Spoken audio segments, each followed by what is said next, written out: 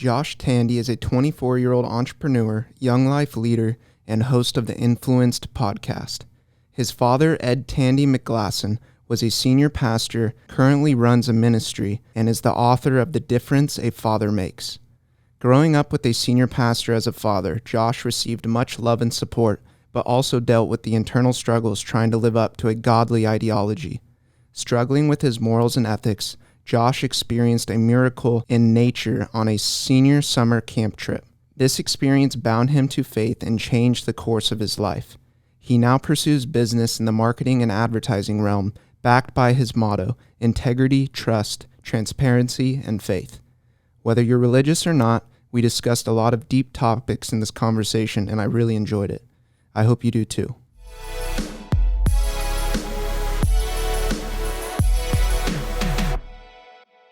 Yeah. So I'm here with Josh Tandy. Thanks for being here, brother. Dude, absolutely honored, man. I've been seeing what you've been doing. And it's been amazing. You know, just kind of seeing how you've really established an amazing just podcast and a platform for people to talk. It's been awesome. And I'm truly honored just to be on here. And that you invited me. Well, thank you for the kind words. I appreciate you being here. Yeah, man. So speaking of Jeff Bezos and entrepreneurship, tell me a little bit more about what's going on in your life right now and your company. And I know you're part of a couple different youth groups and helping build up. Is it young men and women or just men?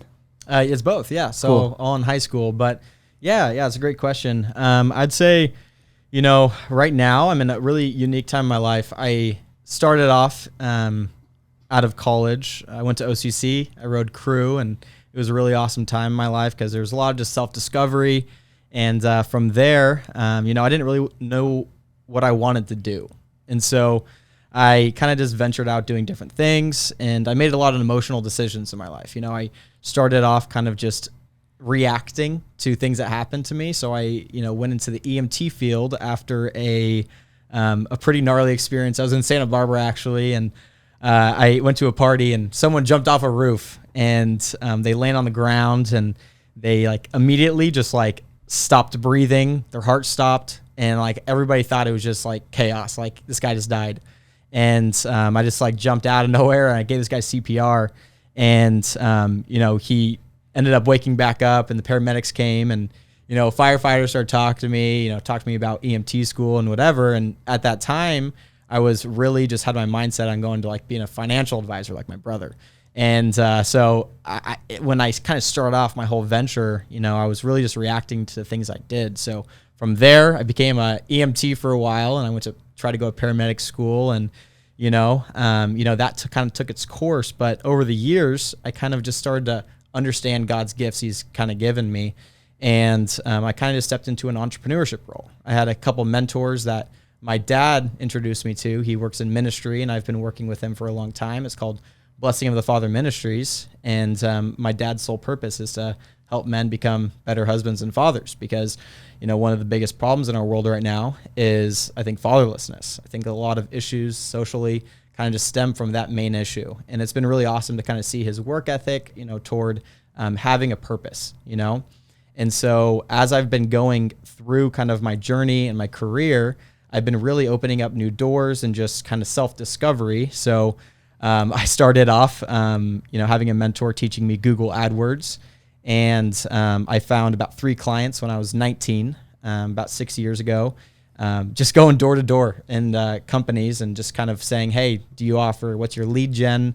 You know, how do you kind of, you know, get leads into your guys' business? And that was a really easy opportunity for me because I didn't really know anything about it, you know. So I got my first client, and then I really started to learn Google AdWords, and I've had them kind of like kickstart my whole career in marketing, and you know, have my own type of little route there. But from there, I just saw the passion for it. So Nice. I got, what I was really excited for was just working with nonprofits in the beginning. And I had really great kind of base. That was the Google AdWords side of the business. That kind of just sustained, you know, other ventures in my life, because it's a very passive way of making money, in my opinion. So from there, I worked with National Junior Basketball. You know National Junior Basketball? Yeah. NJB. Yeah, so Sean Murphy, he was another mentor in my life that really taught me a lot about what it takes to be a startup. Every nonprofit is a startup, and there's a lot of guerrilla marketing tactics that I kind of learned along the way, because one thing that nonprofits don't have other than for-profits is a budget. So I had to learn about a lot of organic strategy, and also kind of, not traditional ways of, generating leads. And that just really sparked an interest in me. So I really just kind of pushed in and dove into the organic side of traffic, optimization, website build out, branding. And, from there, I moved from NJB back to my dad's ministry, actually. And in the past 4 years, since that, we've been able to grow his ministry by about 4 employees, but we've impacted about 500,000 men. So it's been really, really awesome. And can you tell me more about Ministries? So you said your dad's been in this line of work. Yeah. It's a form of service, right? Mm-hmm. Yeah. So he was a senior pastor for 35 years at Stadium Vineyard, Anaheim. And he left the church about probably say 2008.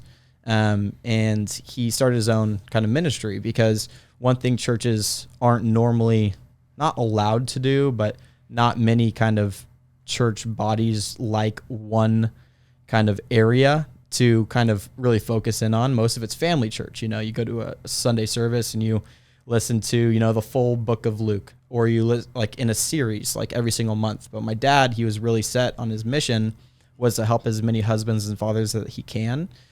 Because of his upbringing, he's had a lot of different, pretty not traumatic, but kind of just called to God moments in his life that he knows like his passion is to help the husbands and fathers. So that's where Blessing of the Father Ministry started. But yeah, he, it's a 501c3, but it's, driven by the Lord, and it's all just about just getting as many people through our message as possible, and getting people to receive the blessing of the Father through Jesus Christ, and becoming the husband and father that their family really needs. So what does that practice look like? Because oftentimes people will correlate a business model hidden beneath a religious blanket, and some people frown upon it. Totally. And I think intentions matter.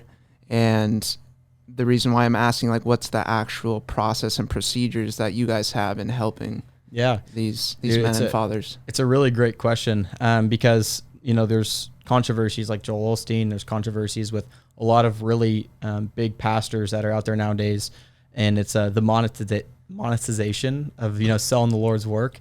Exactly. And sometimes people don't really understand that. But at the end of the day, what I've realized is that the mission cannot be driven without a few things.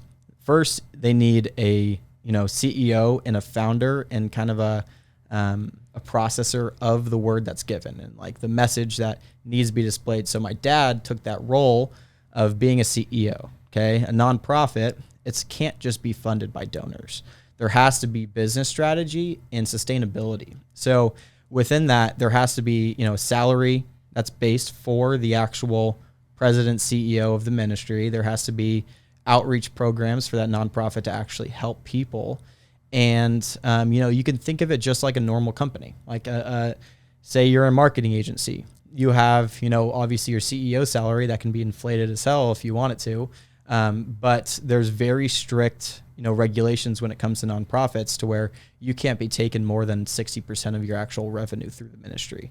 And that number, actually, I need to figure that out. But that's all right. So do you guys actually host like events, and it's almost like a church in itself, or do you guys just broadcast across networks digitally, or what? Yeah. In the communicating the word that you're saying, is it like an actual program where you teach tangible skills of how men can become better people and better husbands and fathers? Yeah, great question. So how we kind of developed this strategy, and when I talk about strategy, it doesn't really discount the fact that we're actually helping people. So I'm more of an analytical person, because I like to look at data and numbers. But how it actually works is there's a free book, okay, in the very beginning. This is the whole funnel, and this is kind of a little bit different conversation than actually what we're saying. But from there, that book that we know for a fact that has impacted thousands and thousands of men, We have about 360,000 books sold, and that's a very good entry point to understanding.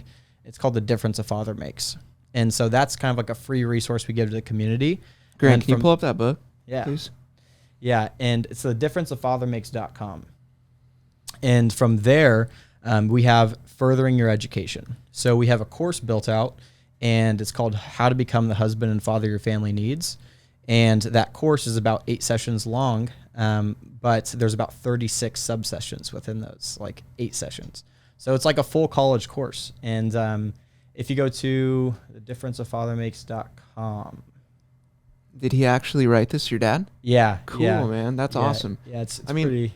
I'm all for digging in and just this. You guys are focusing on males and husbands and fathers and whatnot. And that's not to say that the women don't matter. Of course they do. Mm-hmm. But just for sake of this conversation, I think focusing on becoming better people, whether it's through the Lord, whether it's through Buddhism, whether it's through even you have folks who don't believe in God, who still can have the opportunities of developing themselves and just becoming better people. So I'm all for this kind of stuff because this is the first time I'm hearing about it. Yeah. And that's cool. I mean, the effect, what has it been like to have a father that, I mean, you can describe in better detail, being a young boy and just having a role model must affect you in such a great way, especially a positive role model like your dad. Because I often think sometimes how it's sad and unfortunate that so many people, so many kids don't have that, which is why part of the reason why you guys are pursuing this message and this line of work. It's just another tool that people can be exposed to help themselves because it's needed. Yeah, I mean, to answer your question, I grew up as a pastor's kid, the youngest of 5. So, and it wasn't easy by any means, having a dad, especially in ministry. People discount, he was a dad. He's an amazing dad. Now, I love and admire him, everything he's ever done. The one thing is that having that role model when you're growing up, you don't really take it for granted because that's all you know. Having someone that's a pastor just really kind of not push, but it's expected out of you to be a believer, whatever you believe in, whatever it is. But for me, like I was kind of forced to go to Sunday church every single, Sunday and lead in the Sunday kids ministry and kind of do a lot of things through that. I didn't really actually end up dedicating my life to Christ since I'd probably say 2015. So it's been, 6 years of just me and my personal journey. For me actually accepting God in my life, that's been kind of the turning point for me. But growing up, I wasn't the golden child. There was a lot of things that went wrong because I had to hide behind the facade of having a dad as a pastor and try to live up to that kind of, that pastor's kid type of, role, Yeah. And so it's a positive, but a lot of pressure. Totally. So you were a rebellious kid, and were you like questioning Sunday school and what is God, and in different capacities did you ever feel judgment? Yeah. Like you had to live up to this prestige. Yeah. Well, I mean, going to school, especially in high school, I went to Foothill High School, and just being there and living my life as I would go to Younglife on Monday nights, and we'll talk more about that. But I would go to Younglife on Monday nights, and I'd also on Friday and Saturday nights I'd be going, smoking, drinking with all my friends, and I'd live in kind of 2 lifestyles. So it was there was kind of 2 faces. I tried to live 2 separate lives at the same time, and it took a lot of just self-discovery for me to understand that I was a pastor's kid, but I was still kind of a mischievous little kid just doing my own thing, Just being curious. Exactly. Being in a culture and a climate. If you're from Orange County, drinking and smoking pot on the weekends. Yeah. That's kind of part of the high school experience for a lot of folks. Totally. And I've thought about this before because I don't know if that necessarily makes you a bad person, because I dabbled in partying a lot in high school as well. but you still, if you treat people well and if you get good grades and you're an athlete, I've asked myself, by definition, consuming cannabis or alcohol, is it ungodly? Is it bad? Are you just experimenting and kind of you have this pressure to live up to this certain image? And then I know you said you ended up finding God in 2015. I'm just really curious to hear about that process, because my parents were never super religious. So my dad's side, they would have claimed like Catholic, for example, if they were at a party and someone asked, but they were never really practicing. And when I was young, my brothers and I, my dad, I remember numerous times in the car, and he would always, when we'd ask him about God or whatever, he would say, "Oh, just wait till you get older. You know, just wait till you get to college and you'll kind of see the social structure and stigma with it." And my mom's side, my grandparents were Jehovah's Witnesses. Oh, wow. So she experienced that in quote unquote extreme religion. And after her and my dad got divorced, she remarried a Mormon. So then I'm like 5, 6 being exposed to Mormonism now. Yeah. So I had that experience to where I always kind of bucketed, not necessarily God, because I've always been curious of just what started all this, what's out there, like why do certain things happen? Are things meant to be? But the religion, I always kind of been like, that's. I've seen all these different types, and like forced to watch the old guy on the TV on Sundays for many years. That was my experience. Yeah. So what was your experience like in high school? So you're partying a little bit. What ended up happening to where it shifted you to be a little bit more? I think the first thing, I'd like to talk about what you said too. It's the, especially like consuming like cannabis or alcohol, that if that's a bad thing and if that's frowned upon. And, that at the time when, I didn't know myself, the judgment that was there was only correlated because that's the ideal, Christian, or like the ideal pastor's kid. They shouldn't be doing this. So going through that, that's how I really started to, like I had that internal kind of shame, that was built toward that. And it wasn't because of it's bad or good. It's just because of what outside influence was kind of telling me, And so I don't think it's a bad thing. I think what happened in the Bible is Adam and Eve. There's don't eat that apple from that tree. There's sin involved in our world, and there's sin in many forms. And I sin like every day. I don't know. Like there's a lot of things that happen. I mess up all the time.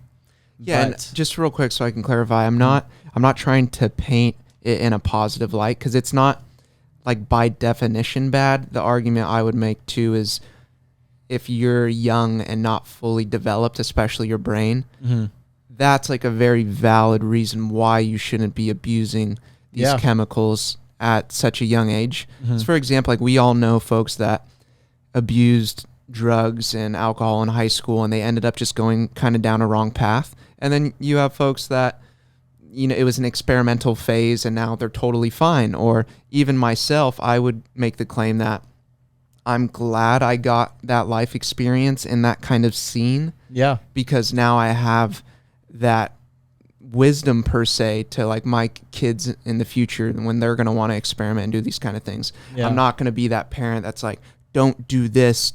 And I'm like, wait, why am I don't even know why I'm saying this. You can actually approach it and be like, are you getting the most out of class when you're sitting there super stoned? Yeah. And is it good for you to wake up with a hangover from binge drinking the night before?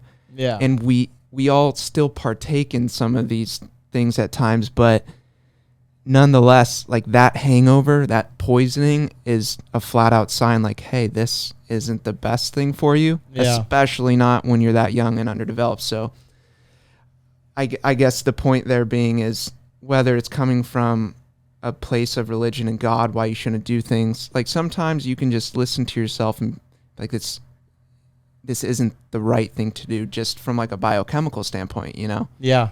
Yeah. No, for sure. And I think that it's just all about, I'll say time, like self-discovery. It's like, I feel like everybody kind of has their own journey throughout that and just trying to figure out what's right and wrong for them. And I think mistakes are kind of what kind of leads them there.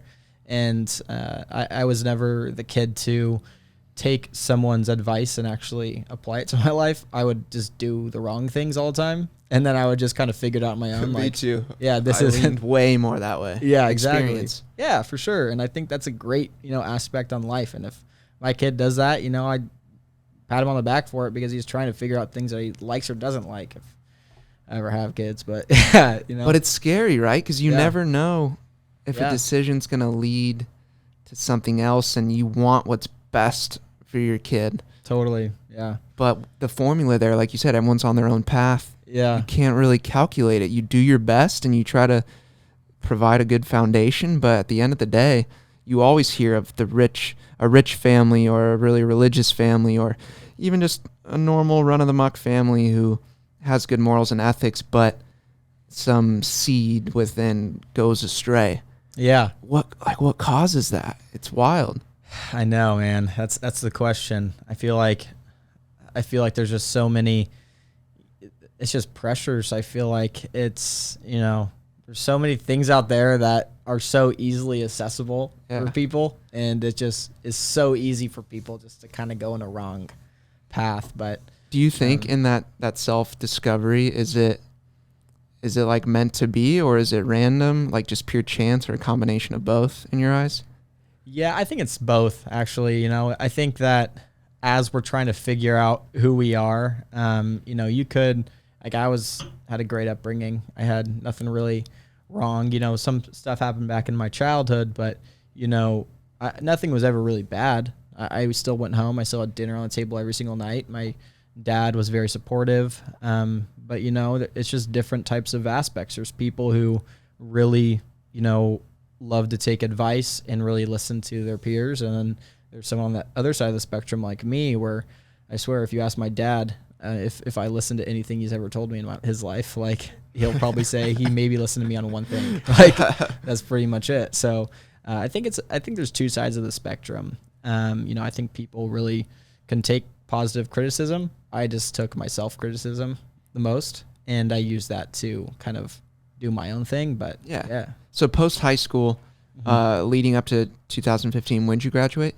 high school? 2015, yeah. Oh, okay. Mm-hmm. So it was right there. What was the shift? Was it a mistake that was so grand it forced you, or was it a conversation with your father? Was it a certain scripture, a Sunday service? What happened? Man, it's such a cool thing to think about. Back in 2015, as I said, leading for Younglife, and this is why I'm so still heavily kind of involved in Younglife in that ministry.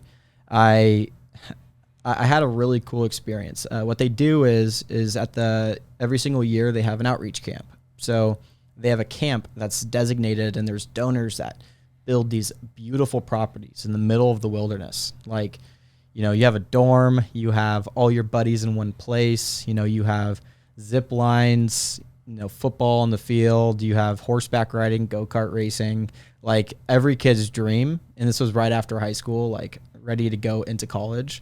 And they just had this one simple, pastor that was up there, and he was talking, just being very, very transparent. He was telling about what God meant to him, and there was very little bias.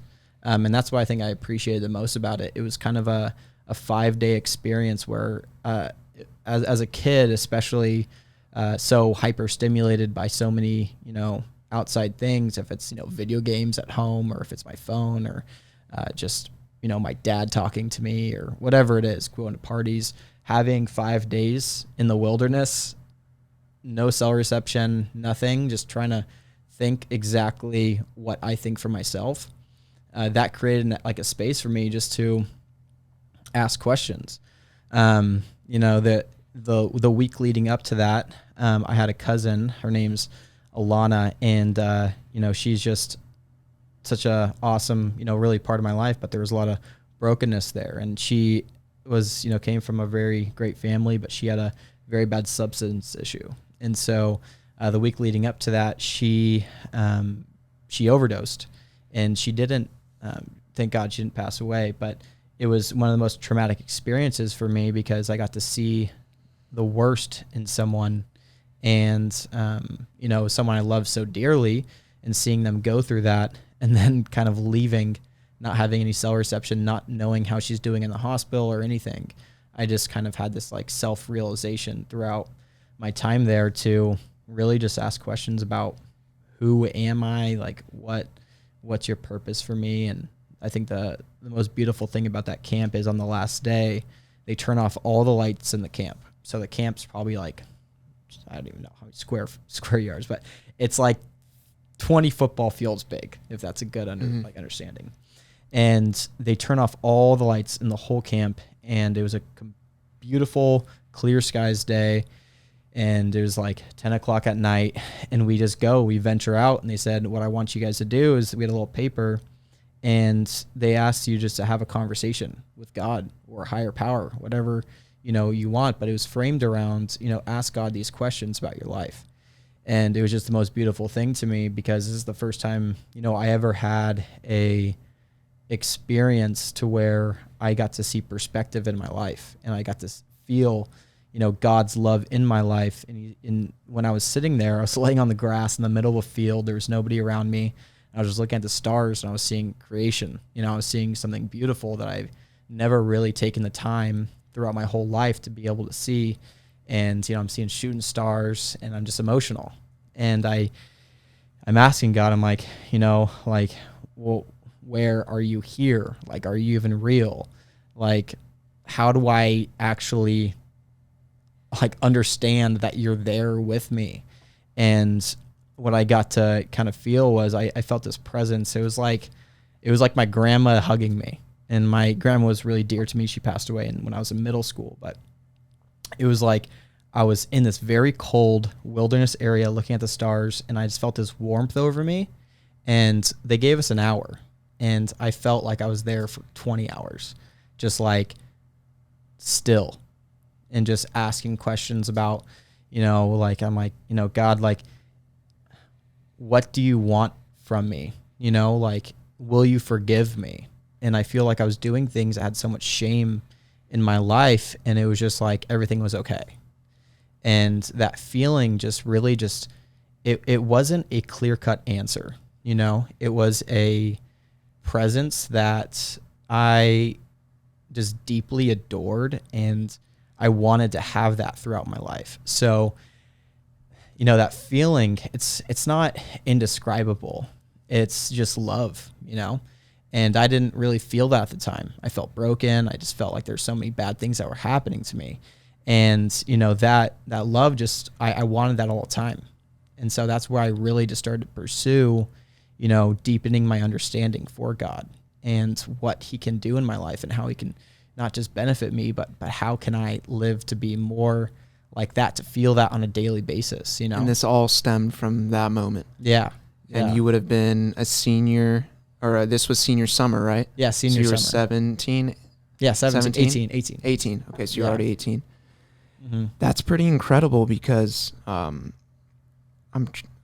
when you're out in nature sometimes, whether it's God or just being hugged from nature, what is that? Because you were describing you haven't experienced that, or you weren't able to go out and just be in solitude with no technology and just really focus on your environment until that point. Like, all throughout high school, you never really reflected like that?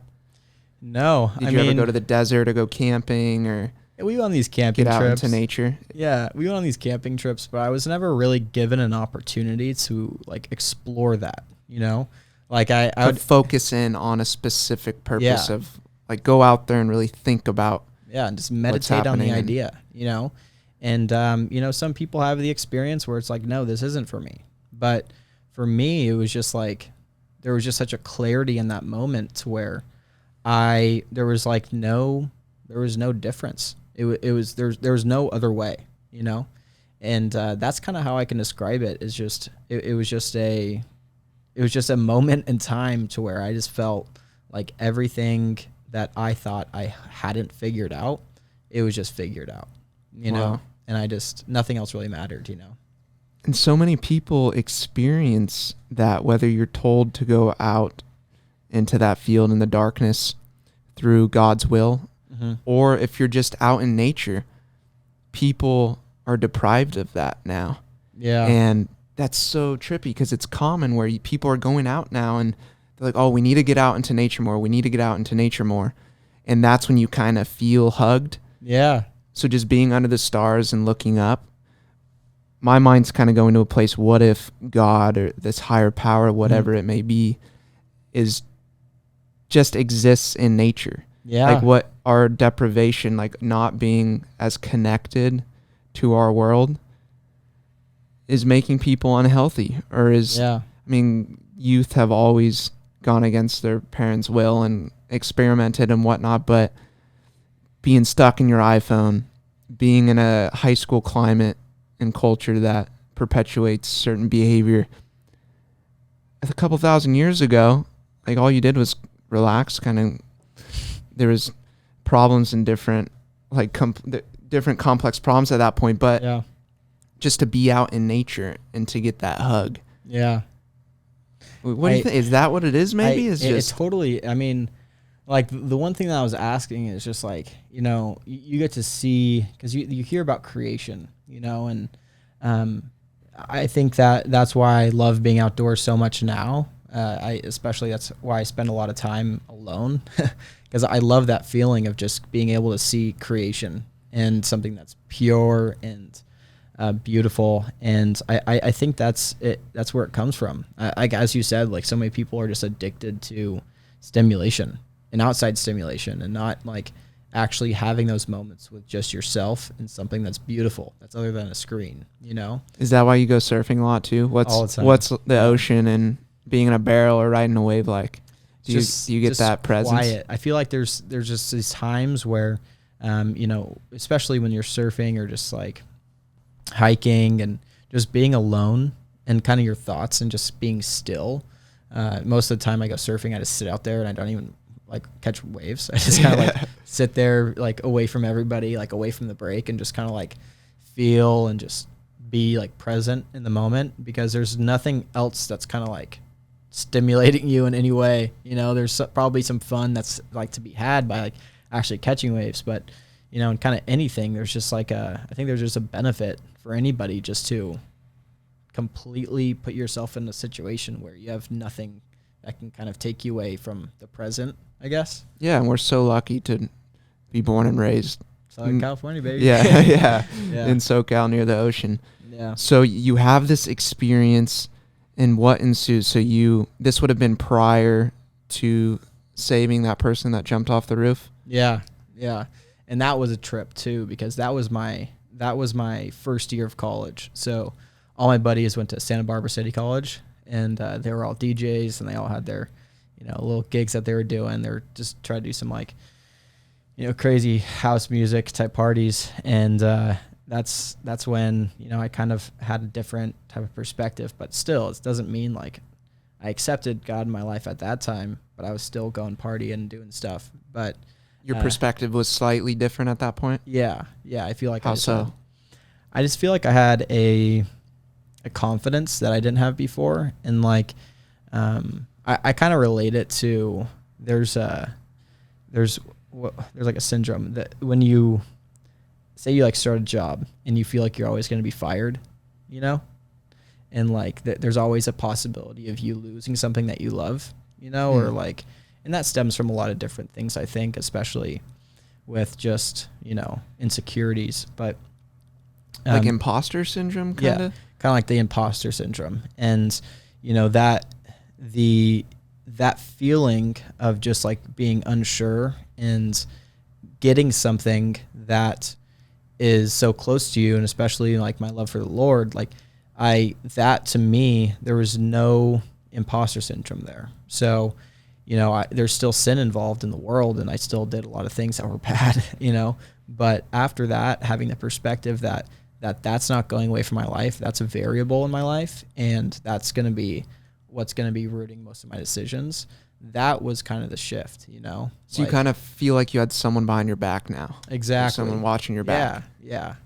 And who more powerful to watch your back than God? So, yeah. Okay, Yeah. That makes sense. Yeah. So you go to college, and you said you're still partaking in partying and living your life or whatever, but you feel a little bit different.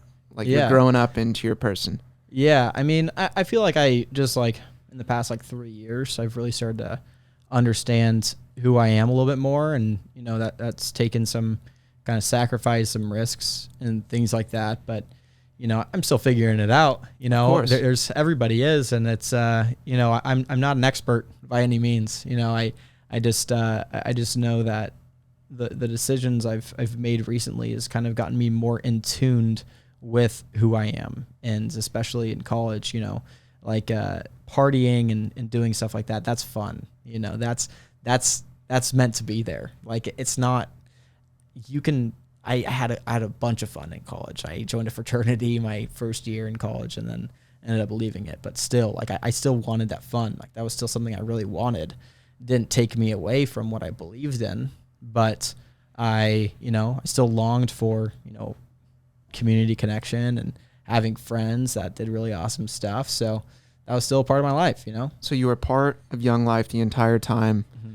And did you just grow closer to it in terms of leadership? And now you wanted to help the youth, like yourself, and a little bit confused and going through challenges as we all did. Yeah. Like, oh, I want to help this young guy or girl. Yeah. There's just such an awesome thing. And whenever you guys have a chance just to actually give back in a way, I think it's a really cool opportunity because they asked me to be a leader, and I'm like, dude, I'm not the best role model. But then I kind of realized, like, you know, all these kids in high school nowadays, and it's even worse, bro. Like when we were in high school, like we might have had like we didn't have weed pens, we had weed, and like we'd have to like smoke it in the bathroom, whatever. But there's like stizzies out there where it's so incognito, like every kid is baked all the time. Like, you know, like Coke is on like the huge rise in Tustin. There's actually one of the gnarliest and most kind of circulated drug is cocaine now, especially in high schools, which is crazy. And you got to worry about it being laced with fentanyl now. Yeah, I just read an article a couple days ago that a couple folks died in Newport Beach, I believe it was, from cocaine laced with fentanyl. Yeah. There was like 13 kids in Tustin that they didn't die, but they had a fentanyl experience or something like that. Jesus Christ. It's ridiculous, you know? So let's jump ahead in, because I actually wanted to ask you about this. In your leadership in Younglife, you have the direct temperature of the youth and people in high school and their new problems and weed transferring to stizzies. And I don't have that opportunity, so I'm really, really curious. What is it like? What's their mental health like? Is the media just blowing things out of proportion? You know, we hear about all these troubles and mental health's on the rise now. And since you're actually there having conversations and getting feedback from these high school students, what's the general age and grade? I'd say like 14 to 18. Okay, 14 to 18. Mm-hmm. So pivotal moments in people's lives. Yeah. What's that like? It's crazy. What's the temperature? It's no, like, it's definitely more extreme when it comes just to mental health wise, but just to kind of like give a story, you know, I think like a story is a little bit better. Like the kids now, instead of I'll just use myself as an example. I'm Josh and I played lacrosse at Foothill High School. Back when I played lacrosse at Foothill High School, by the way, I was absolutely horrible at it. But at least you're honest. Yeah. Back when I was at Foothill, you know, I didn't have any outside perspective. I had my team. I got to see like, oh, you know, Nate's doing amazing this year. He's going to go to Denver. He has all these offers, like whatever. But now every single kid has the opportunity to go on their cell phone and understand that they're not good enough in any aspect of their life.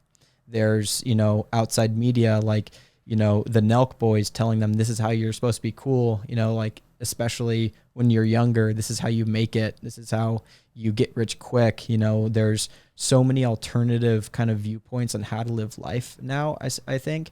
And just hearing their conversations, not based around like, hey, I'm really excited. I'm a sophomore and I'm trying to make the varsity team for baseball.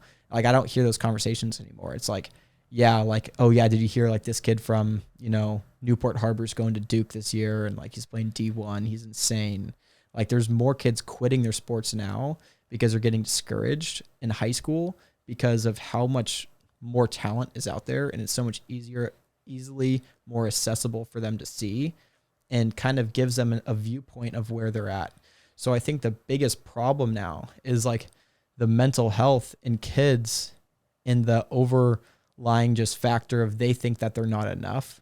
And so that they don't think that their opinion should be heard in any way. So it's like interesting. A lot of just sheltering, Just because they're exposed to some incredible play on social media from Totally. someone in another state where back in the day you might hear of talent in any given area, but to actually be able to see it, that's kind of interesting. Like, you should want to become better at that point. Yeah. To right? compete. Yeah. And that's something that it's not really out there. There's people like John Fox I'm really close to, but we went to a conference. What's her name? Dr. Shanita Taylor. Okay. She has this really awesome, she's a Gen Z, she has her PhD in Gen Z studies. And she was saying this one thing is about how, her overlying kind of message was kids aren't enough. And John Fox kind of related back to, he's a lacrosse coach at Foothill High School, but he related back to his actual team saying, yeah, kids don't actually just work hard anymore in games. Like, I think that's the hardest thing for me as a coach, because back then it was like, we're hustling to every ground ball. We're doing everything that we can to win the game, and hard work is going to be what makes us win.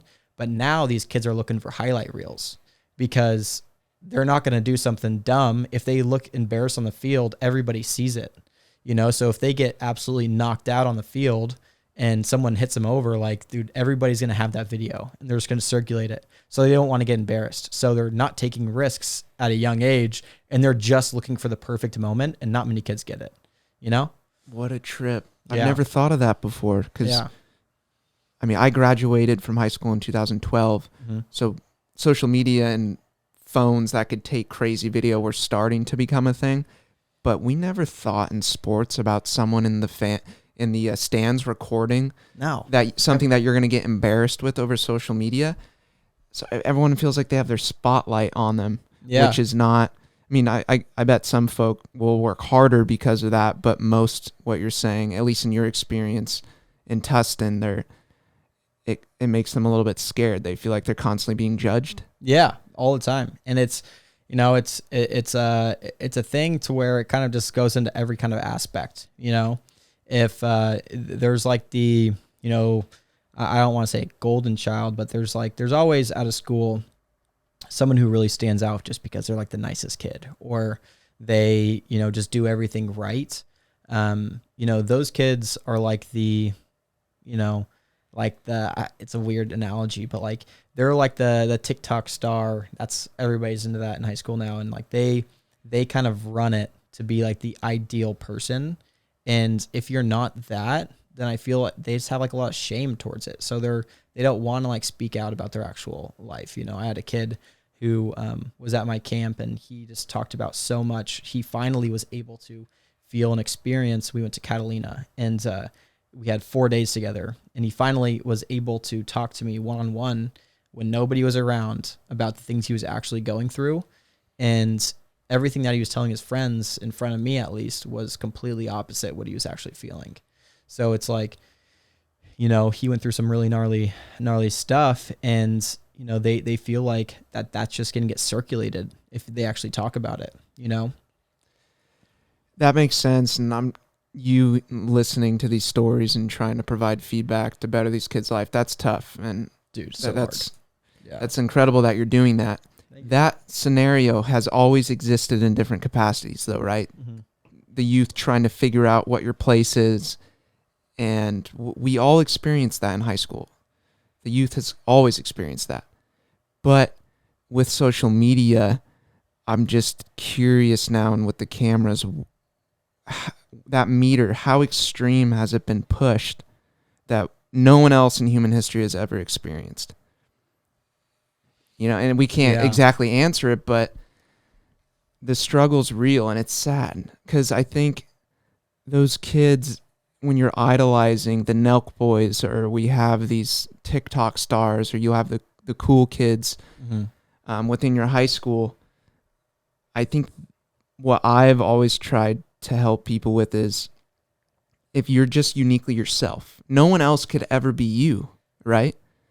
So even if you're not that star quarterback, you can always fall back on, I'm uniquely me. Yeah. And even though it might not be paying dividends right now on the football field or the lacrosse field, in the future, there's going to be something that I'm just amazing at. Yeah. Whether it's meeting someone and just being an incredible partner and raising a family. And you don't have to be rich. Like, you literally don't have to be insanely incredible at anything. But if you always try to be yourself and be authentic and just learn from your mistakes, then you're going to be all right. And high school's rough. Yeah. You know, high school's rough for everybody. So you gotta see the big picture and realize that anything you're feeling is kind of short term, and through developing healthy habits and hopefully having good mentors like yourself and being a part of a program wherever you're getting that mentorship from, just give it time.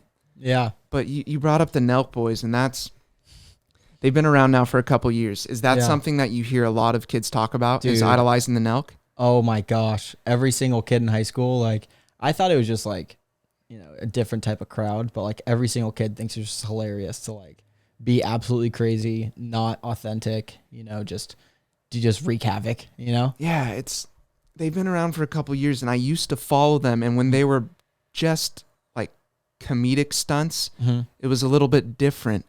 But it's crazy you bring it up, because I just saw a new social media campaign they launched, and it's called Nelk Girls, I believe. Yeah. Nelk Girls. Yeah. And it's idolizing, like, looking at women in a certain way. Whatever. I think people should have the freedom to do whatever they want. Totally. But nonetheless, I think sometimes you got to ask yourself, what is it, Kyle, his last name, the founder of Nelk? Yeah, They're rich. Yeah. That's amazing. They've really built a business, and their strategy is on point, and they're smart people. Yeah.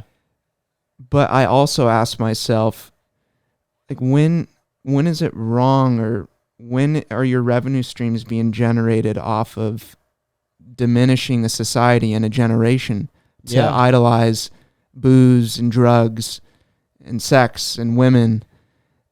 But on the flip side, I want people to be able to do their own thing and make their own choices. Yeah. The problem is a high school or these youth, if you don't have the meter to flip on that switch, like, this is just content that I'm consuming that exists in my phone on social media, it's not real, in quotes. The youth doesn't have that capacity oftentimes. Very rarely do you have someone with that capacity to make that, to analyze that young. So I'm passionate about this subject just because I used to like them and their comedy skits. I just think it's funny and it's clever. But where they're heading, for example, I think it was Thanksgiving, my cousin, or we're hanging out, we're at Thanksgiving, everyone's having a good time, and I start catching up with them, and he brings up Nelk pretty quick. He's like, like, have you seen this Nelk video, or have you seen this? And he shows some videos, and just, I could tell his speech, his demeanor, how he was talking about, like, being the cool kid, whether it was partying or women.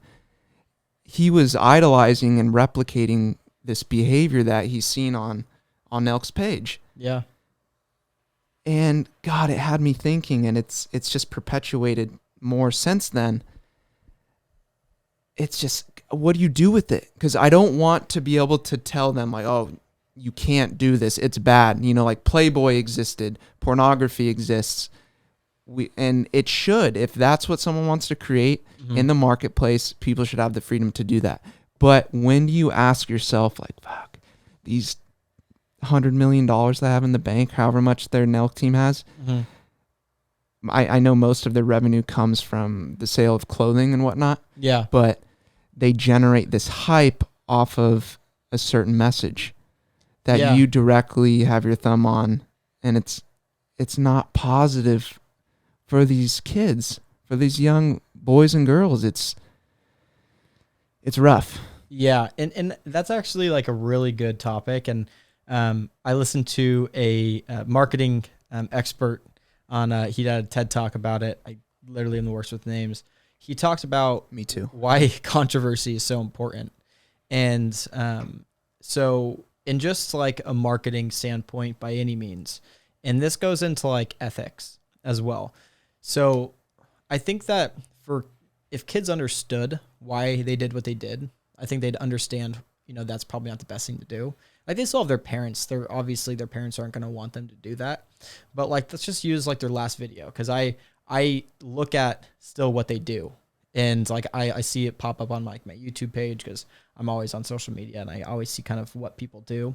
And they literally just posted a video about trying to get 4 virgins like to lose their V card this weekend in Vegas, and it's, just a bunch of average Joes. And, maybe they don't have like the best luck with women, but like that's their whole like strategy. They're trying to find controversial topics that are pain points. So every single video is going after a pain point that kids have. A pain point. A pain point. Where did you hear about this term? So pain points are really important when it comes to just marketing, because when you find your ideal audience, okay, we're 25, 28, and we're around an age to where we're like the millennial age, and our audience were really into kind of personal connection, understanding. We're the last generation, by the way, that would rather have face-to-face conversation than over the phone.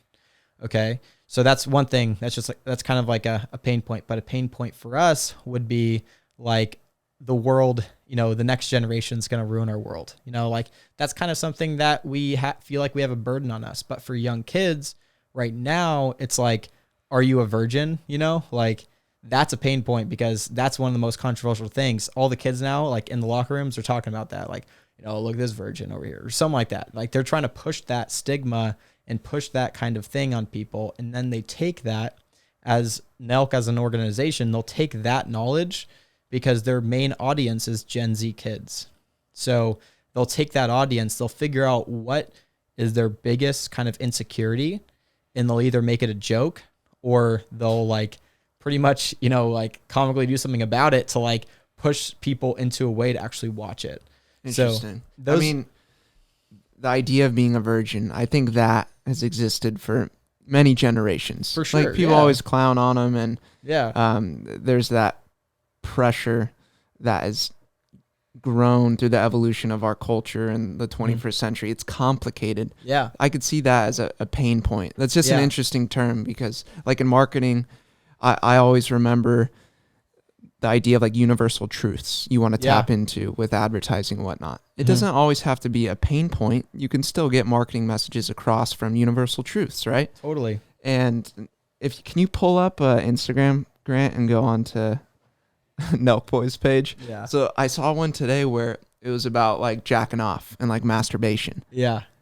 And how their new brand was going to be like the spank bank for these Gen Z kids. That's crazy. And I forget the name of the doctor off the top of my head, but there's a lot of research now on how bad pornography is and masturbation with committed relationships, and just kind of having a false sense of what it should be like. And it's so weird. I'm saying what it should be like. Yeah. You can't really define that, but nonetheless, you can search anything, and these kids have their phones, and you can find whatever you want. Grab, play this real quick. The second top middle one. Have you seen this? No. Introducing Full Send Girls. This shit is gonna be the new Playboy. Every week there will be a smoking hot collection of photo and video with new Full Send Girl, only for members on fullsend.com. 99.9% jerk approved. That's so crazy. It's funny. Their content's hilarious. It's super funny. I get it. Yeah. And then they tie in their brand name, and it's for members only, so they're going to get a lot of signups. They're going to make a lot of money off of it. And this, from like an advertising marketing standpoint, from the biggest umbrella, is sex sells, right? Totally. That has existed. People understand that. Yeah. It's just the capacity now and the reach of one brand on a little platform that now is at high schools across the country and the world. Mm-hmm. It's smart from a revenue business standpoint because they're tapping into sex sales and the universal truth that humans masturbate. Yeah. 100%, and Playboy existed. They even reference this to be the new Playboy. And there's not, I can't make the claim that there's something just ingrained, like that's negative about it. Yeah. But when you look at like the science, let's say you could start breaking that down, what are the effects it's having on society, right? Yeah. And that's, it's not the most altruistic business model is what I'm getting at. Yeah. And that's just the ethical standpoint of it. You know, they have, you know, over 4 million followers. If you go to the last post too, I think that's the one I just saw when they, and let's see this it's we took 5 virgins to a college party. It's a fucking Virgin Olympics. Yeah. It's literally, that's their video, is just trying to like, kind of put that into perspective. But like, I think that everything has an impact. You know, there's some kids that like it, some kids don't. But at the end of the day, this is kind of who they look up to.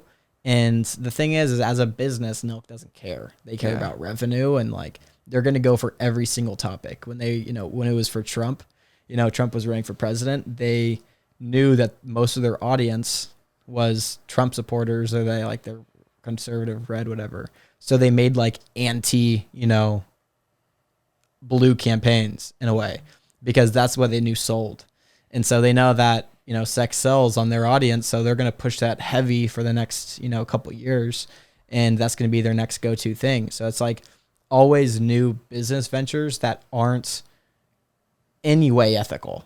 They're just trying to create havoc, and havoc sells. That's where like the whole thing happens. And I think that's just where, there's just different types of people in business, Yeah. They're just trying to make a name for himself, and they might not be on video the most like ethical people, but the reality is they're making a lot of money doing it. And that's the reality of the situation, is they had to completely distance themselves from any, like, there's no way that any of these kids can go sit down with someone past a millennial, like a boomer, and they can have a real conversation with them because they know what they do. Yeah, I know Kyle can. So a lot of their leadership, they're performing. It's very performative. Exactly. But I'm not saying it shouldn't exist, because I want to emphasize everything should exist unless it's like instantly going to harm you. And I can't think exactly of what the constraints are there with like free speech, for example, but it should still exist. But nonetheless, it's still okay to analyze and critique what the potential outcomes and impacts are on youth, for example, with this example specifically. So do you have any, you don't have to say any names by any means, of course not, but do you have any direct examples or stories of kids idolizing Nelk, or have you seen any behavior, heard anything come out of? Yeah. I mean, it's more of just like the, as I said, it's more of just trying to get, the funniest thing on camera, or like trying to like replicate it in a way. And it's at the expense of others at the end of the day, like all these kids, they don't understand that it's just another form of bullying now. Like how they go about it is, they might do something that's really like funny and it's hilarious to watch, but then kids don't know how to do it in a way that's not going to put someone at harm, So there's like actual like bullying that's like, especially at the camp that we were at, like, people just kind of throwing kids under the bus and doing some stuff that like really wasn't cool, just to like create a laugh. That's just kind of the culture now of just, and that's always kind of existed, right? Yeah, for sure. I think it's just kind of elevated now, and it's still the same, but it's more of like I feel like kids just understand, like, at the expense of others, they can make someone else laugh, I guess, Yeah, that makes sense. What do you have any protocol or guidelines that you try to go by in coaching and helping kids in these youth camps? And I've seen you guys have meetings, right, at like different homes in the city of Tustin where it's just like backyard gatherings. And Yeah. So the main thing that we do is like when we start with Younglife, it's first of all very laxed. It's not like you have to get into this induction ceremony. You just, normally you're there because of referral or you've been part of the program, so you understand things. But the main thing is like you're just there to be a resource for kids, and I think not many people have that.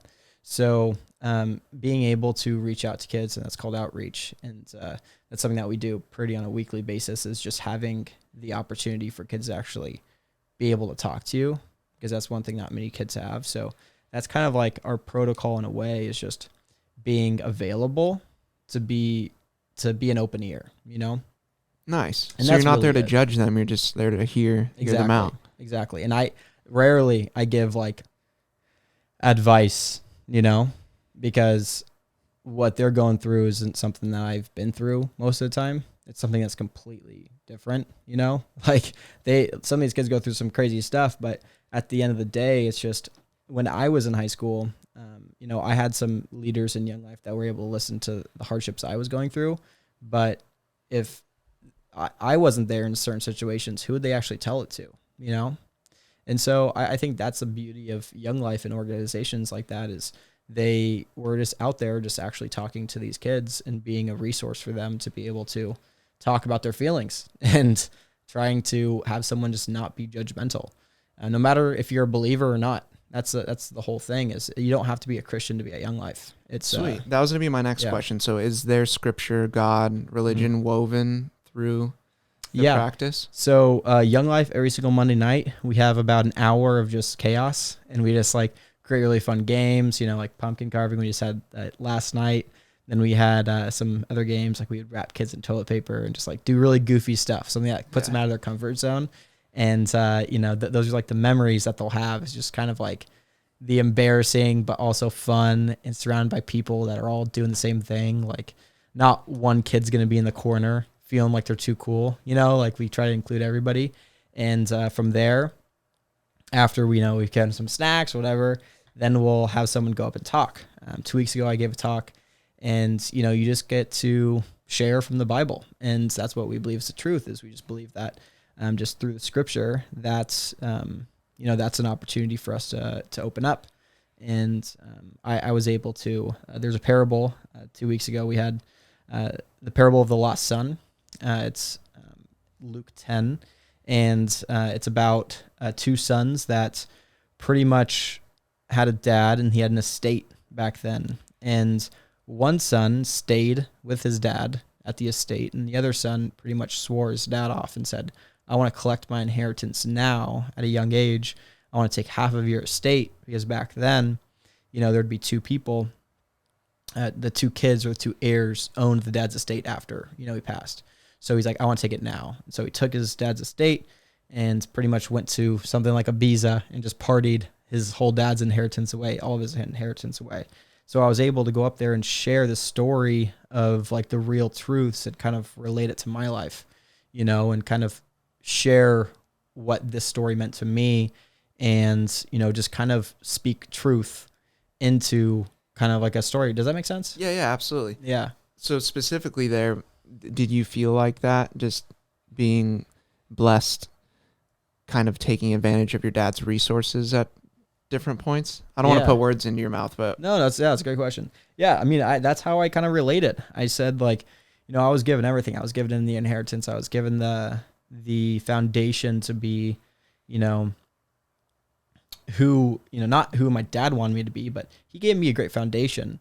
And I felt like there was a time in my life where I felt so much shame, and I feel like I took everything that was given to me. I took it for granted, and I did my own thing, and I was kind of lost. And now that's the story of the two sons and the parable. But from there, the story's a really great ending, because the son that in the country that son was at, there was a severe famine, and he lost all of his money, and he went to a place that was like rock bottom. And so it's a story that a son takes everything for granted.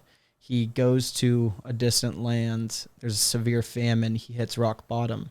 And then eventually he comes home back to the Father. The Father in this instance is Jesus. That's like the analogy. And when he comes home, he's expecting to get scolded, just absolutely just hated by his dad.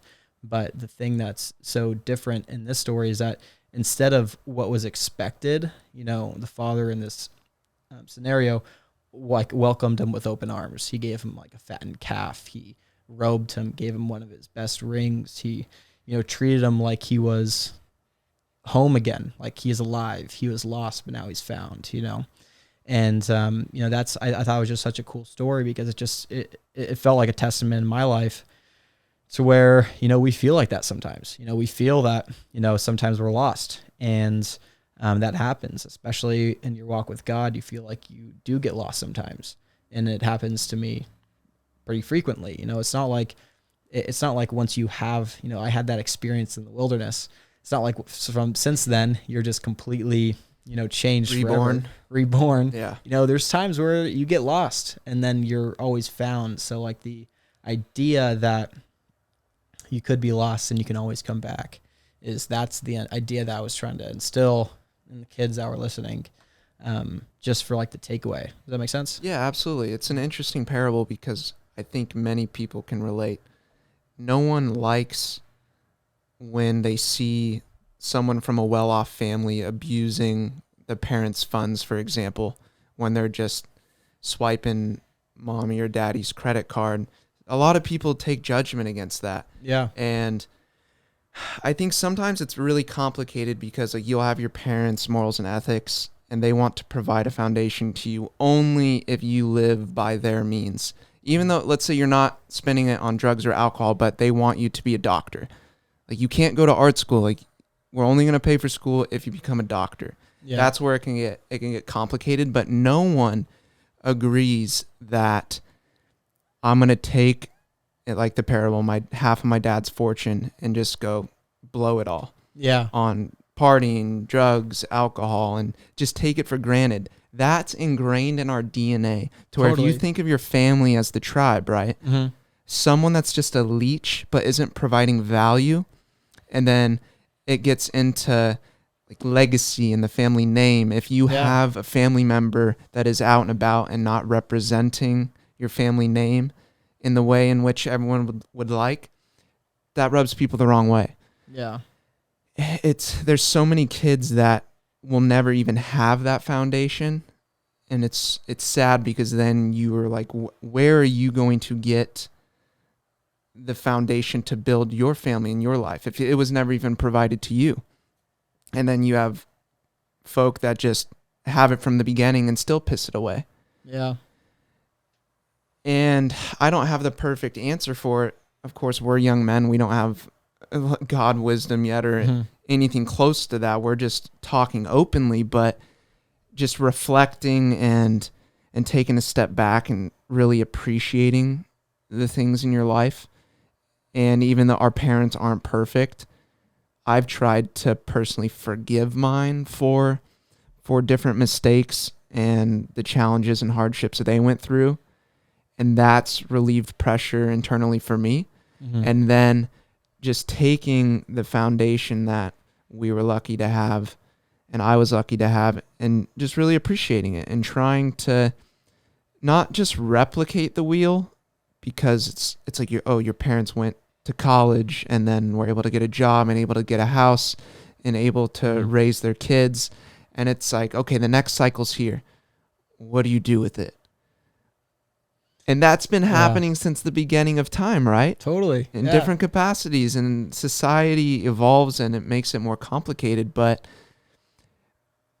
I admire and respect that you and millions of other people find comfort in God and Scripture to help provide a foundation in which you could build your life and become the best moral and ethical person you can. No one's perfect, but that's really, I think, what it's there for. Yeah. And it's a beautiful thing because it helps a lot of people. Yeah. And I've heard you reference before on social media how God uses you. Mm-hmm. And I've always been fascinated when people put it that way because, correct me if I'm wrong, I get this sense that, like, are you almost a puzzle piece? Do you feel like you have free will, or is God just literally placing you and putting words in your mouth? How does that work? Like, how do you perceive and depict that? I love that question. Because it trips me out. Yeah, I think that I love using the analogy, like, God uses me, and especially like the gifts he's given me. I believe that, when I'm doing things, like, it's not through, I'm not thinking about God the whole time, but I think that if I could take a 5-year glance of what's happened to me in the past 5 years of my life, and if it's just the relationships that I've been in, relationships I've been out of, the the new business that I've seen or I've acquired, or, the realizations I've had as a person to kind of where I am today. If I kind of take a step back, it's like, man, someone had their hand on this, and someone had their hand on what I spent my energy on. Like, I feel like I spent so much energy on just discipline, just bettering myself in a way. And it led me to a place to where I feel like I'm very confident in my capabilities. And I feel like I've been given a gift to do things that I do now. And I feel like you have too. You've been given a gift to be an excellent communicator, and the ventures that you're doing, that's a gift that you have. I'm not saying it's a, God-given gift, but I'm saying that, that's something that you have spent your time and energy to do. And I believe that it's been kind of instilled in me. It's kind of like I'm very grateful for where I am. And I know for a fact that I wouldn't be where I am if I didn't have, my faith tested, or, my the challenges I went through in this past 5 years, especially in marketing and the ventures I'm in. If I didn't have God on my side, I don't feel like anything would have happened, Yeah.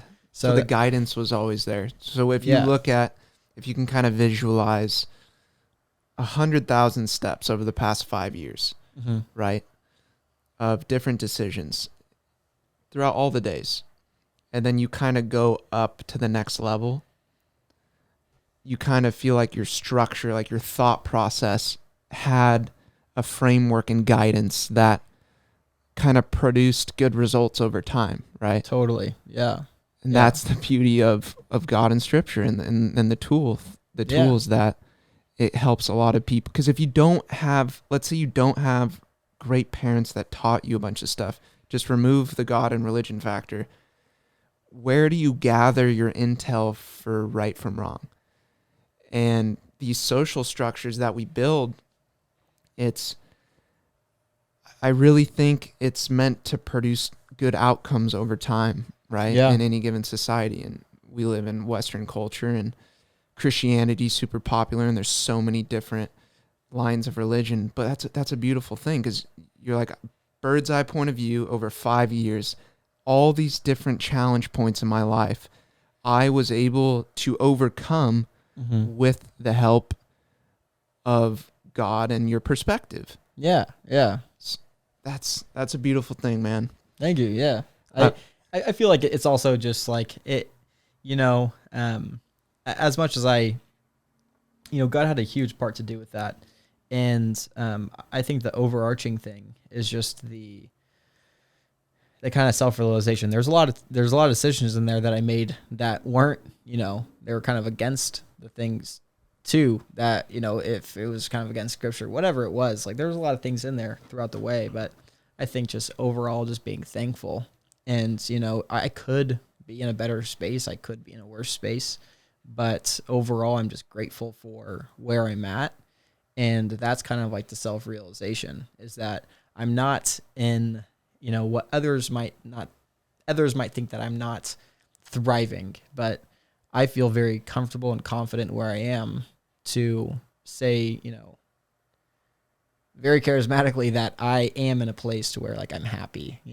Good for you, man. That's amazing. I've seen Yeah. it on social Thank media you. because you are a very charismatic person. Thank you. And I think a lot of people sometimes envy that, or on social media, just the platform itself, people associate with a lack of like, what's the term? Like realness. They think it's a little fake. It's not authentic if you're perpetuating that on social media. I disagree. I think it's just a medium.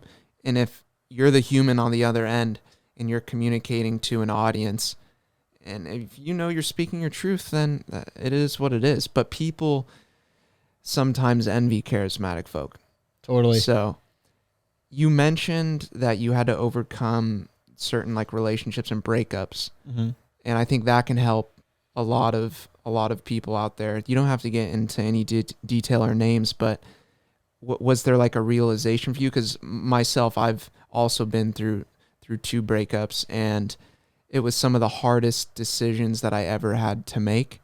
But in growing up, in realizing that people are different and you have to meet on certain levels if there's going to be any longevity in a relationship, and you have to think about your partner and what type of kids you want to raise, and the realization that there's 365 days in a year. That's a lot of time spent with someone. It's never going to be perfect, but what was your experience like in overcoming those challenges? Yeah, man, that was probably like, it was a very rough time in my life. I would probably say that was probably the most needed part of my life too. I was very distant to, especially figuring out exactly who I was at that time. I feel like in a relationship, and anybody can relate to this, that there's a time where they feel like they could be doing something different, or they could be doing something better. I don't want to say better. I'd like to say like maybe that the trajectory you're on in that relationship isn't aligning with, your vision for the future. And that happens to a lot of people, but so in the time you feel like that's it. You're just like, I'm a person to where when I find someone, I don't just like to date, like I like to like envision my time is like worth my while. Like I'm going all in, and I think through, one of the last relationships I went in, I got very, not lost, but I got blind to the fact that I had an idea of what I wanted to do, and, it wasn't aligned with the partner at the time, but it threw me off because I kind of built my life around that. I had this idea, this comfortability that this was it, and I was just very content with that place. And then when that got messed up in a way, when we broke up, I got thrown into a place where I'm like, who am I? Like, I went through like this huge decision, and we were together, whatever.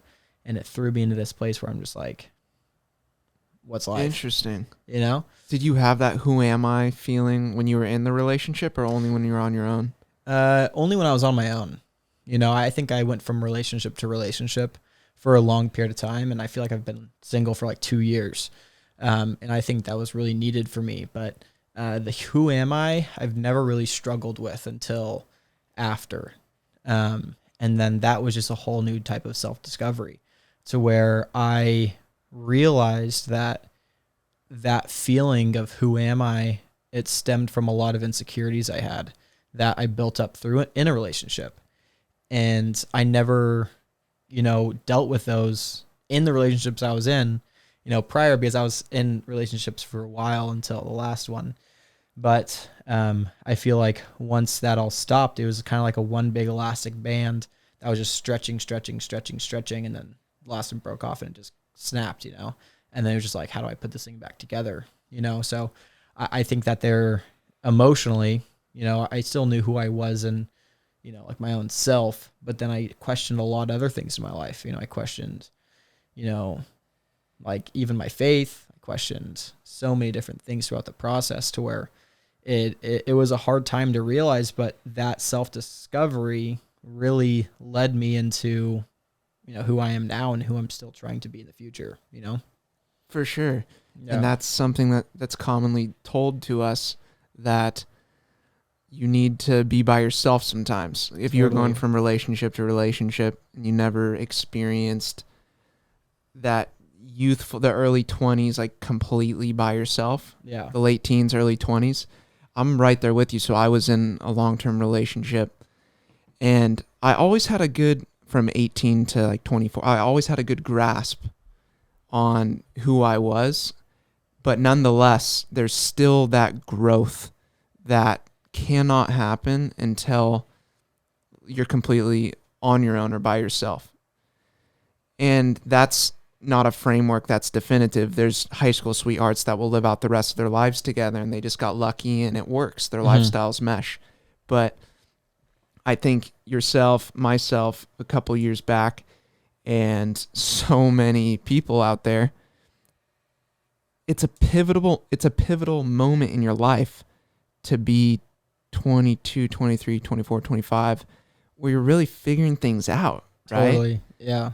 And you have your social system built by your parents and your environment meshing with another young partner and their parents and grandparents, and maybe they went to a different school, and there's no way to calculate the intuition you'll gain from the time.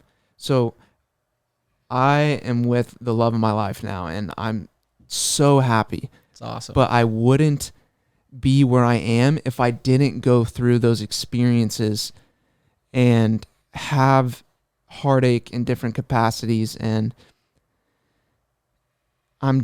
it's so weird to think about where it's ended up. And then I ask myself, when I hear people think or say everything's meant to be, right? I'm still not 100% sold on the idea. And I struggle with that, because everything's meant to be, right, is often correlated with faith. Yeah. And I want to believe it just because I'm happy with where my life's turning out. But God, sometimes it's rough. Like, you think back on those struggles and being a young man going through breakups, whether you're breaking up with someone or someone's breaking up with you. It's rough. Dude. Yeah, it is. It's tough.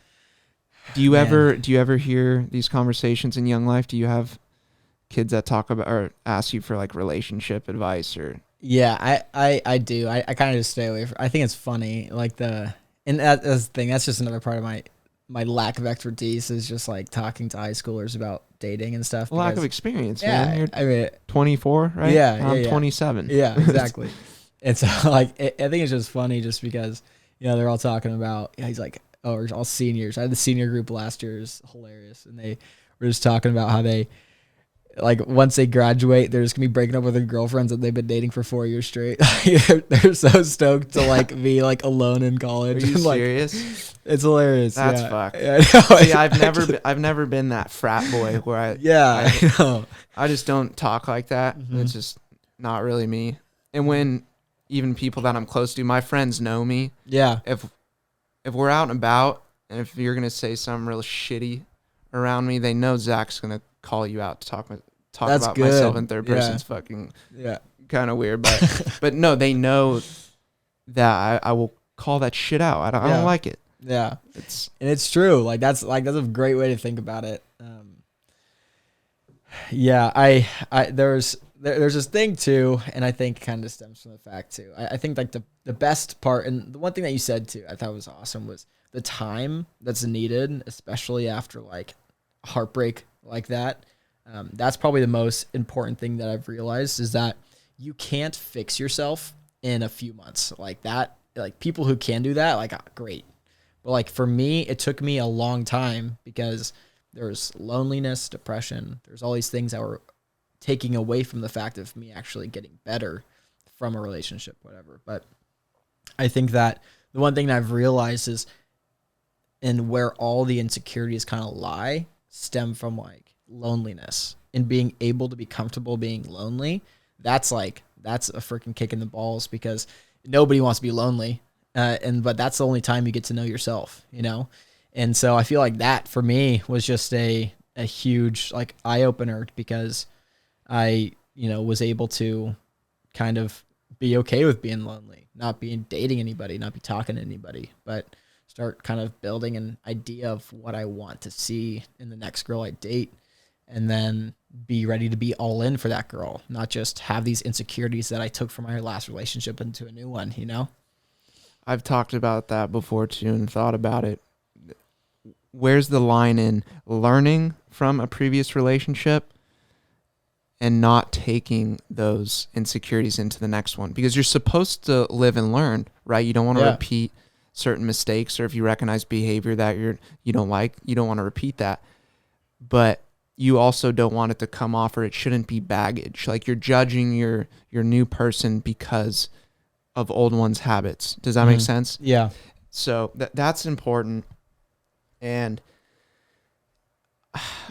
where I want to talk a little bit about business too, because we've gotten like deep and personal. I think it's cool, and I appreciate it. Yeah. But so business, you ended up getting in to marketing and advertising from being the paramedic.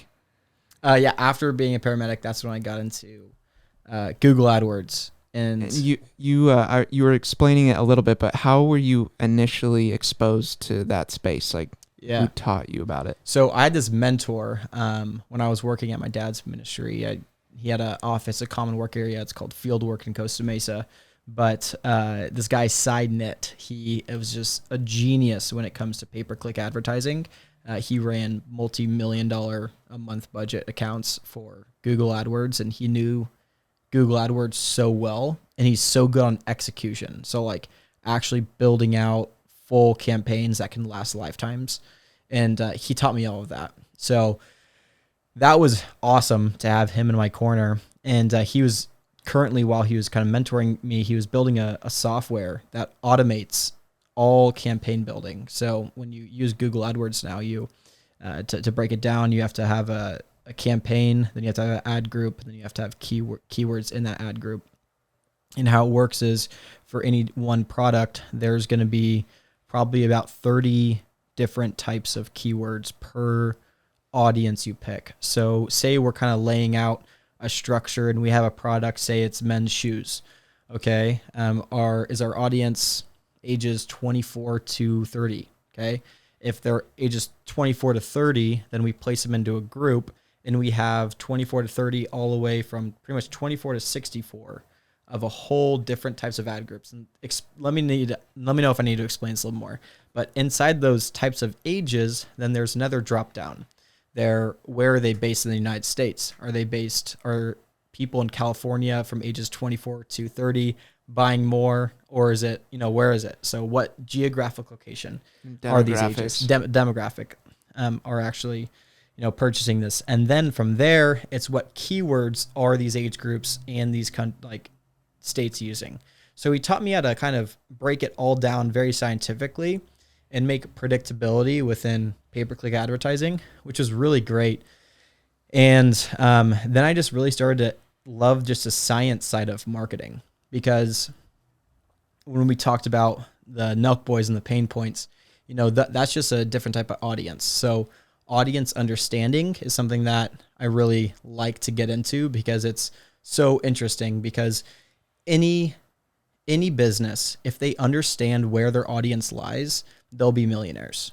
Because if you can know exactly, if you sell men's shoes and you know exactly what audience to target, you will pay $20 to sell $25 pairs of shoes, because it's profitable. Yeah, so the ROI is there if you're putting in exactly your footwork, and you analyze the demographics and psychographics and which platforms you want to target, and your knowledge on your customer base is really important in reducing the amount of ad spend waste, right? Exactly. And that's the beauty, and it's kind of a double-edged sword, because some people or in the marketing and advertising realm, you like modern data and new platforms and the ability to reach people.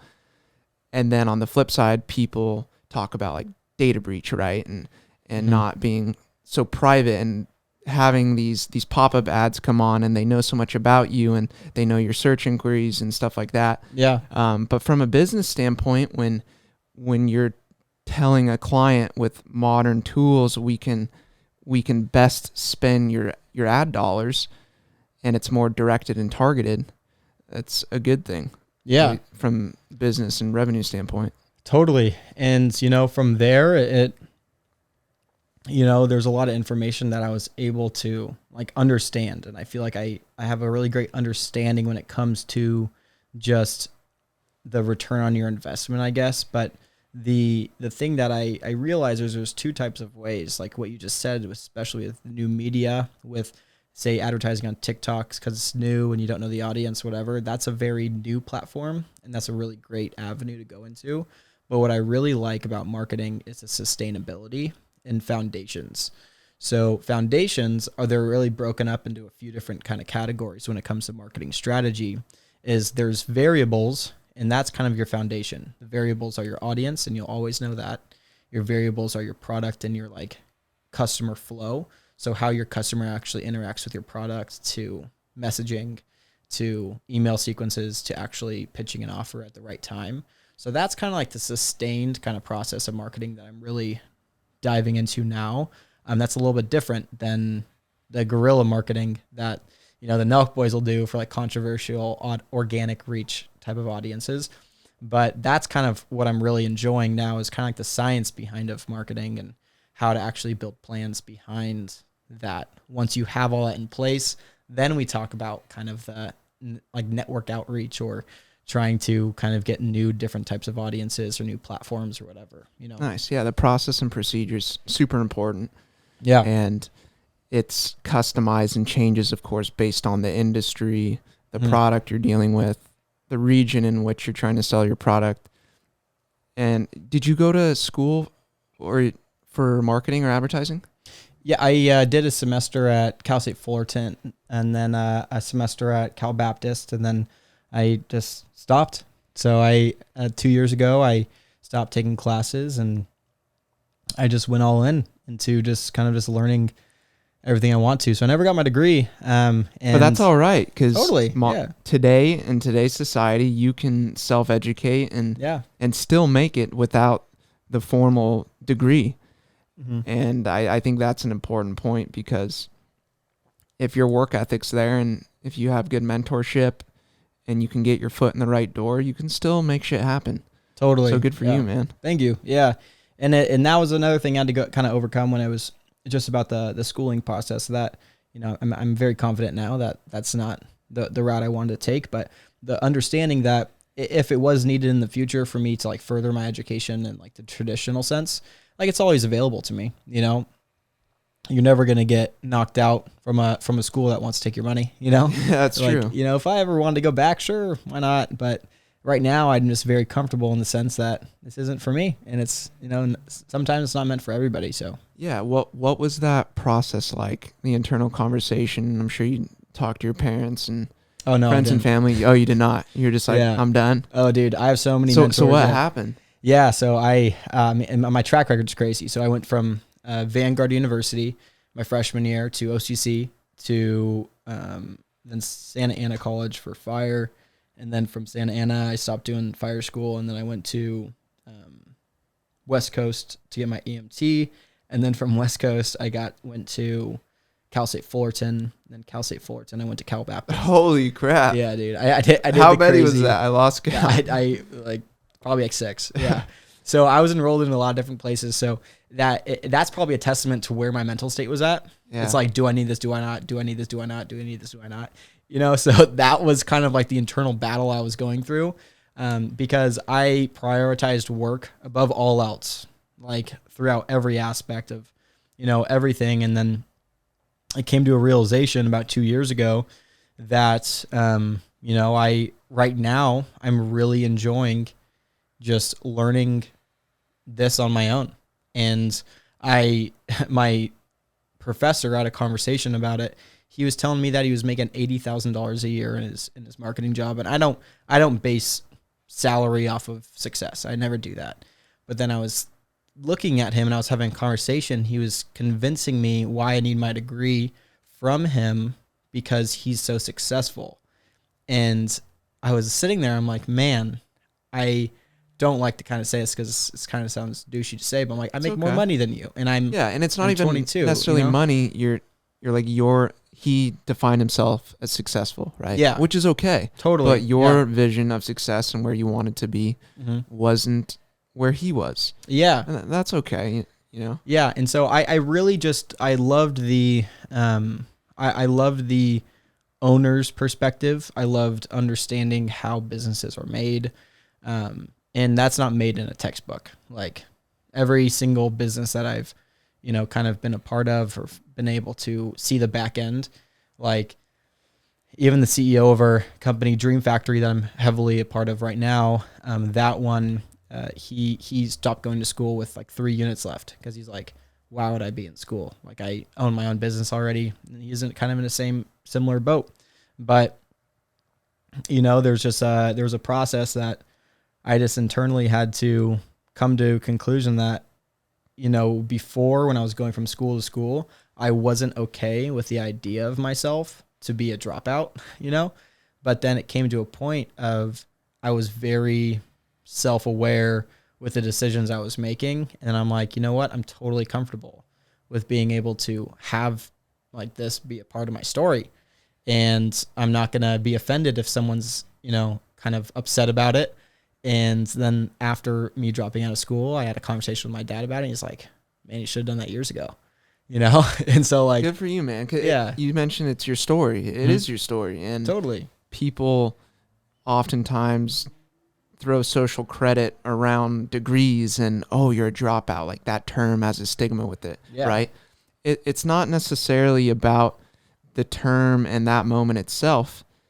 It's what are you going to do with it? So if you're still on a path that you're proud of and you're just working on becoming a better person and growing your income and developing yourselves in different capacities, then that's okay. Yeah. It's not that big of a deal.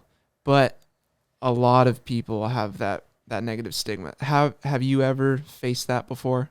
Where someone's really thrown you shade or tried to judge you, even passive aggressively, to where you kind of just take it on the nose and you're like, you know what? This is my journey. This is me, and I'm gonna keep on keeping on. Yeah. Well, I live in Newport Beach, and those kids, those people. I mean, not kids. They have their own ideas. Everybody has their own idea about things, and I think what people kind of don't understand today is that especially people who are successful or people who have made success in their own lane, they like to be the main kind of source saying, this is how you be successful, and they like to kind of instill that into you. And I think it's happened over and over again. People have told me like, hey, you shouldn't be doing this. You should go back to school. You should have another option, And, my brother, he's a financial advisor and he's created awesome success in his career and he's doing amazing work with what he does. But he did the traditional route. He got his MBA and then he got his CFAs, 3 CFAs, and he's still going to school. And he told me, he's like, you know what? I just don't think that you should, discount school. And I'm like, I don't, I understand that, some people do need it. And right now I don't. Maybe I'll need it in the future. Maybe, probably not, but still I don't want to discount his opinion, but I still take people's opinion about it because if I'm allowing them to talk to me, then I'm allowing them the opportunity to kind of give their advice. And I think not many people do that. So I'll still take advice from anybody. I still know who I am though. And it's probably not going to weigh my decision, but I'm still going to give them the opportunity to say something. Good for you, man. Like they need to. And I'm definitely pro school. Mm-hmm. I'm an open book, and either way, I think people can make it with or without it. Yeah. I know it worked for me personally. Mm-hmm. Like I'm blessed and enjoyed the experience. But I don't like when people discredit others who didn't go get their degree. Totally. Yeah. It's just not. Yeah. It's not a very attractive quality, and I think if you're able to grow as a person inside or outside of school, and you're actively thinking about your decision making and developing healthy habits and self-educating and just being a good person, then things will tend to work out over time. So. Yeah. And I get that. And I think that there's nobody will ever ask you where you went to school in business, but, some people do. Some do. Some do. Yeah, that's true. Some people do for sure. That is very true. I also think that, when it comes to the fact that, like what you said, when you discredit someone for not going to school, like I get that, there's people that just do that because they have their own bias, and I just try to stay away from that. Those types of people they can't control you, Yeah. You'll do what you want to do at the end of the day. For sure. Do you have a future, or what are your goals? What's your vision with your business and where you want to be in like 5 years? Yeah, man. I even wrote this out. So the really cool thing, I got mentored by someone. Pull up the notes. He started. Make use of that technology. Absolutely, man. He started a pharmaceutical company out of his garage, and he grew it to $200 million of revenue a year. And he's just an awesome mentor in my life, and he's kind of coached me through a lot of things, and especially when it comes to what you want. And he used an amazing analogy. It's it's very complex. He kind of just put this in there. It's image times vividness times frequency equals reality. And it kind of like bases off of your vision statement. So pull this towards you a little bit. Or? Yeah.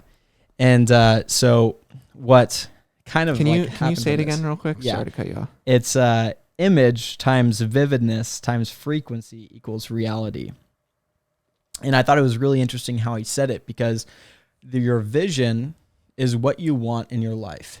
And it doesn't have to be very clear cut. It could be very broad. There's a way you kind of structure it, but it's the main things that you hold dear to yourself. And, in business, I really appreciate where I'm going. And I think my vision kind of goes alongside that, but it's not meant to be a revenue goal or how much your salary is, whatever. It's not meant to be like that. Like what it is how do you align what you personally want for yourself and then align it with the ventures you're going into in the future. And how he made it kind of to frame kind of how I made my vision statement was he kind of used this analogy, which I thought was really awesome. It's called the RAS. Okay. The RAS is when you buy a car, okay, what car do you have? A4. A4. So before you had your car, did you see many Audi A4s out there? Probably saw your car, right? The car current one. Yeah, the current one you're driving. No, I know where you're going. Like you don't see it until you actually absorb it for the first time. Exactly. So then once you buy the car that you're looking to buy, then you'll start seeing your car everywhere. Okay? And how he used this analogy into where like how you want to see yourself in the future is you lay out everything in your life that you want to achieve. And how you do that is you go step by step through relationships, through business, through personal goals, through adventure, through if you want to travel, if you want to have fun. And from there, if you can really understand at the moment, it could change in a few months, but at the moment, what you want to see in your vision of your life, then you'll start recognizing opportunities that are going to help you get to your vision. And I started this practice last year, and it's been really beneficial in my life just because when you actually put something down on paper, it really just makes everything real, And if you kind of reflect on it weekly or even daily, then you'll get to see kind of where you want, your ideal life at the time, where you want it to be. So does that make sense? And the vision, it doesn't have to always be material items, right? No. No. My vision statement's very clear and cut. I'll kind of share it with you guys. Yeah. Let's hear it. The number one part is my relationship with Jesus. So, and kind of like in that aspect of my life, like that's something that needs to be very clear because all root of where I currently am and where I want to go it won't be possible without having that aspect in my life, because that's how I know where my best self is. Number 2 is living my life to the fullest. And honestly, that adventure side of my lifestyle, spending time going to Hawaii for 3 months and just living remote and working remote, going to Cancun and at the end of the beginning of November, and planning to go to Switzerland in December. That sense of adventure is really fueling me to do things that I want to, I want to adventure. I want to have that be a really big part of my life, and then the third one, which one was really important to me, was the building the competencies through professional career and using my gifts God's given me to grow business. The first part of business through philanthropy, so nonprofit work. And the second part is through the actual Dream Factory and what I'm currently doing with them right now. What is the Dream Factory? Yeah, it's a good question. So the Dream Factory, it's a full self-service marketing agency. So we do everything from funnel creation to advertising and branding. But the main thing that we really focus on is coaches. So people who are in personal development, who have course creators, actual coaching services. That's kind of our niche. And I love that field because you get to meet a lot of influential people who have coaching services, who are even therapists or psychologists who have that to help people. I'm really loving that side of marketing right now because, I'm helping them make an impact through their work, So nice. Yeah, that's kind of the Dream Factory. And then, and then the next one is gain more key partnerships, and especially throughout my venture, especially with Influenced and the Influence podcast that I have now, is trying to gain more people to have a network of, people who have actually gained influence in their field and influence me to kind of make more of those partnerships. Make sense? For sure. Nice. Yeah. And then I have a couple more. I have family relationships. Most of my family, they moved to Switzerland, Boise. My sister's traveling the United States right now with her 4 kids. Are your ancestors from Switzerland? Is that why they went there? No, my sister met a German dude at a conference in LA, and then they went remote. They did long distance for a couple months, and then they got married and they moved to Switzerland.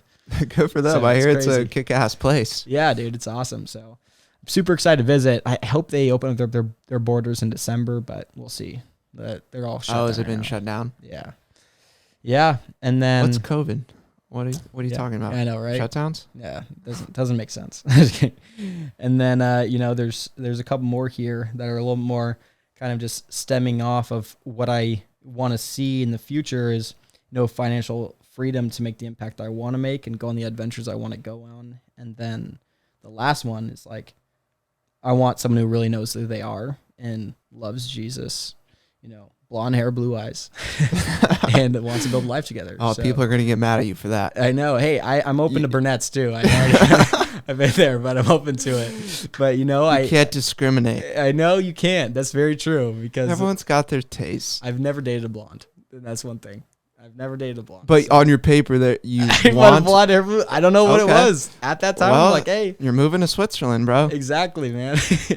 But that's I thought it was really cool because ever since I put it on paper, it's then things start to point out to me. I started to see things that, I never, would have seen if I didn't have that perspective and I didn't write it down of what I wanted, Yeah, I think the power of writing things down is Totally. it's there. Yeah. It gets it out of your mind. You only have so much capacity, and when you write things down and you make lists, Yeah. it really does. It helps.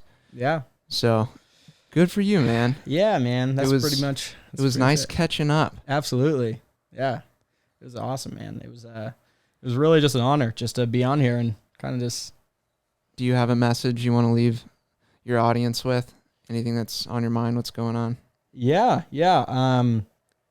I just like to say, that, Zach has something awesome going here, and I'm just really excited for what you're doing here. And, I'm just really excited for, just to see where this goes. And, if anybody wants to be able to reach out to me, you guys can find me on Joshua Tandy on Instagram. You guys can DM me. And, the one thing that I take a lot of value and pride in is helping you guys build business. So if you guys are a coach or a thought leader, influencer, an Instagram or a course creator, I'd love to be able to map something out for you guys to plan for you guys' future and help you build foundations to help you guys take you to the next level. Perfect. And then I'll plug your info too in the bio. Awesome. Love it, man. All right, man. Thanks for coming on. Appreciate you. Yes, sir.